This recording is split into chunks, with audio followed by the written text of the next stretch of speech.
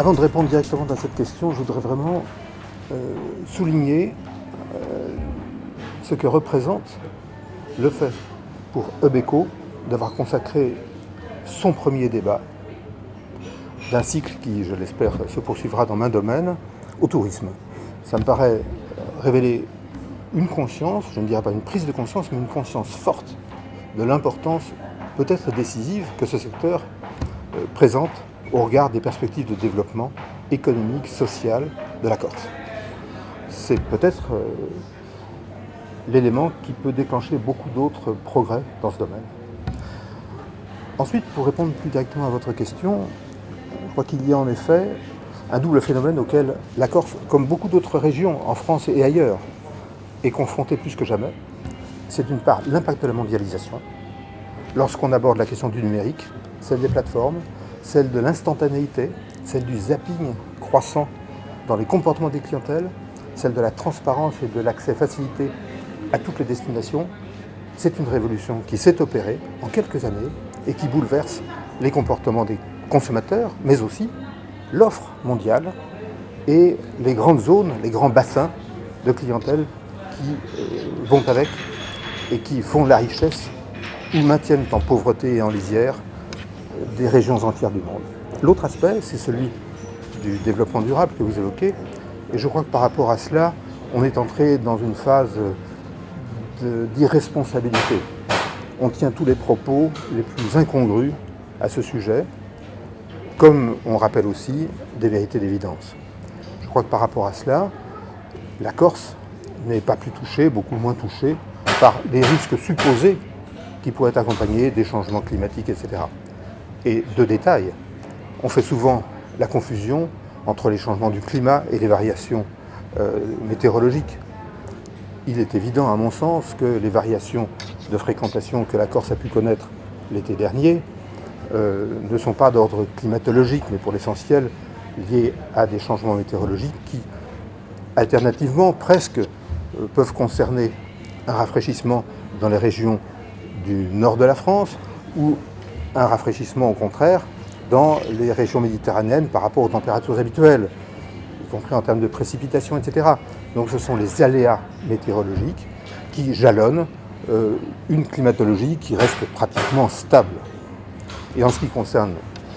l'évolution par exemple des niveaux des mers, je pense qu'il n'est pas sérieux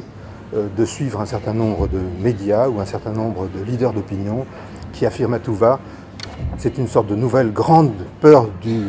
millénaire dont on se moquait quand nous étions plus jeunes par rapport à nos ancêtres des années 1000.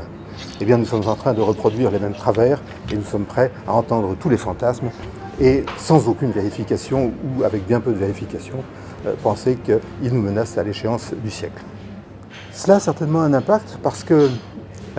on se réfère naturellement à ce qu'on lit, à ce qu'on entend. Et on ne peut pas faire grief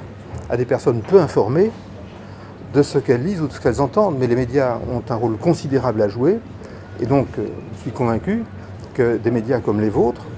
ont à cœur de remettre les choses en place.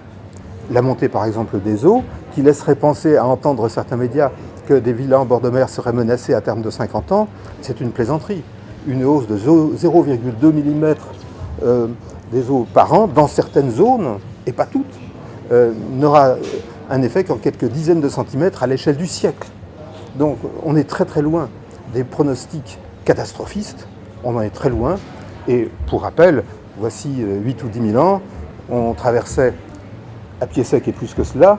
de la France vers les îles britanniques,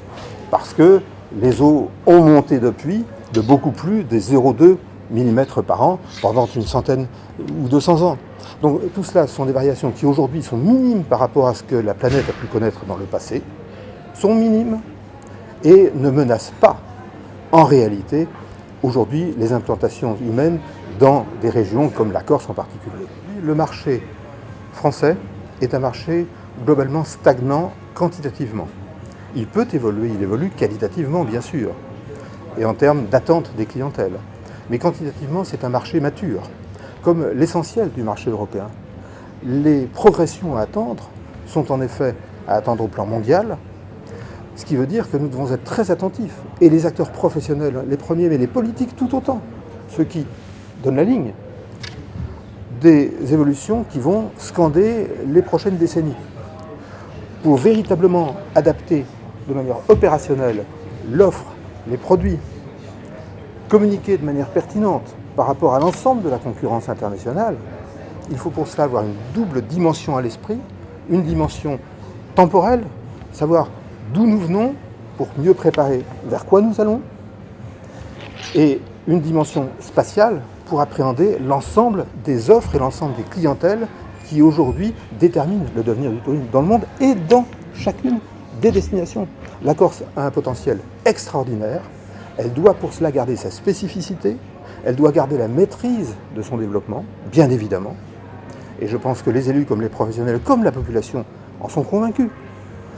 mais aussi elle doit tirer le meilleur de ce qui se fait ailleurs de manière compatible avec ses valeurs, sa culture et son projet collectif.